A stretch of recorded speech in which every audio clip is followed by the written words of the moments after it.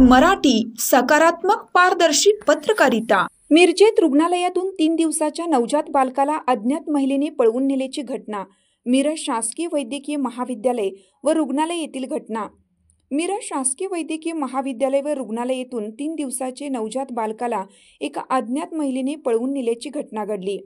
कविता समाधान आलदर, राहणार डिस्कळ, तालुका सांगोला, जिल्हा सोलापूर ही महिला प्रसूतीसाठी मिरज शासकीय रुग्णालय येथे दाखल झाली आहे। तिची सुखरूप प्रसूती झाल्यानंतर तिला मुलगा झाला।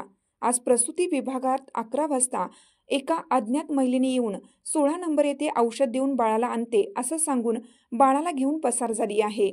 बाळ परत घेऊन ती महिला आली नसल्याने शासकीय रुग्णालय येथे बाळ चोरीला गेल्याचा प्रकार उघडकीस आला। या महिलेचे 3 दिवसाचे बाळ अज्ञात महिलेने पळवून नेल्याची घटना घडली आहे।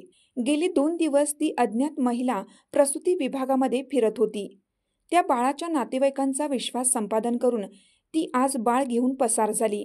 या घटनेमुळे मिरज शासकीय रुग्णालय येथे खळबळ उडाली असून सीसीटीव्ही कॅमेऱ्याच्या द्वारा त्या महिलेचा शोध घेण्याचं काम सुरू आहे।